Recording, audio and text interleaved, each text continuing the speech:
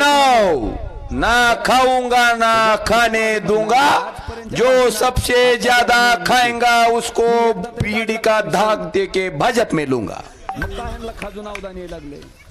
आता पुढचं ऐका, ए ऊन तर लागत नाही बघा कशी खट्ट बारदाना आहे।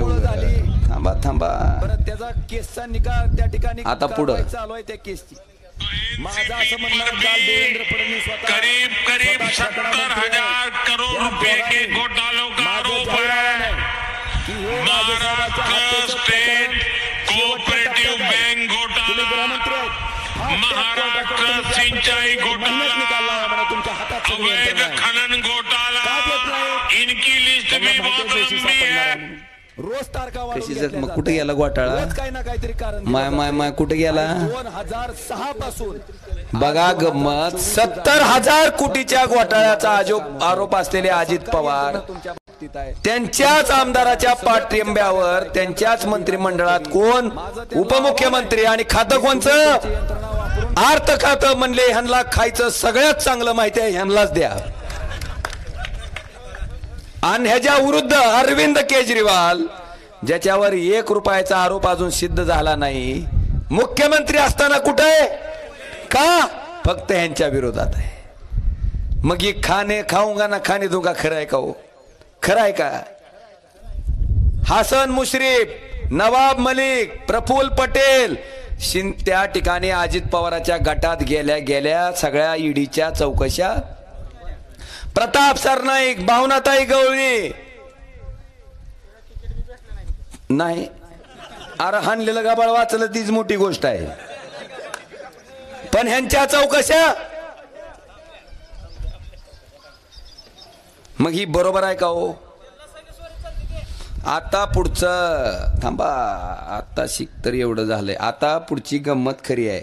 70,000 कोटीचा घोटाळा काय कराल ते बघ।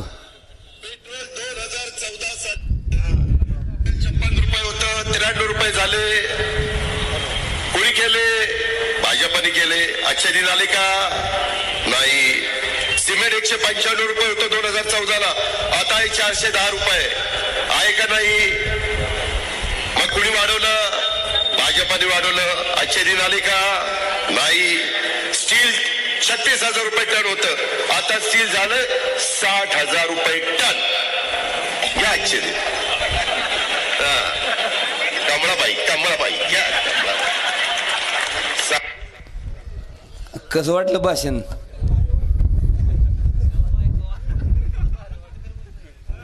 आता ही लोक सगळी मिळून आपल्याला असं समजायलेत का आपण धोत्रावर इन करताव, म्हणजे आपल्याला काय अकल नाही, काय कळतंय ते ह्यांनाच कळतंय। काय करावं लागेल मामा ह्यांचं? जमल का सोडून ह्यांना? ह्यांचा हिशोब करावा लागेल। हा ते करणार आहे, होणार आहे। आता उद्याच आहे, मला मोदी साहेबाला एवढंच म्हणायचे, 30 तारखेला आलाव का? शेतकऱ्याचं उत्पन्न दुप्पट झालं का नाही? महागाई कमी झाली का नाही? आणि आमच्या सगळ्या तरुण मित्रमंडळाला 2 कोट्या वर्षाच्या नोकऱ्या भेटल्या का नाही? कारण आता ह्यांची भगवे कपडे घालून साधूच साधू म्हणून फिरायची पाळी आली। ह्यांची पाहुणं सुद्धा येणं भाकर टेकना कोण, हा निघा काटा निघाला यांचा। तुमची झाली तीच नशिबानं, आम्ही अशी जाऊ बम बोले। 2 लाख नोकऱ्या मिळणारा वेदांता फॉक्सकॉन पुण्याला आलता, कुणी नेला हो गुजरातला? 2 लाख नोकऱ्या कुणाच्या बुडाल्या? त्यांनी सांगायला पाहिजे का नाही? मोठं गप्पा हाणू नका म्हणावं, एवढ्या 4 गोष्टीची जी वायदे केलते त्याचे आम्हाला उत्तर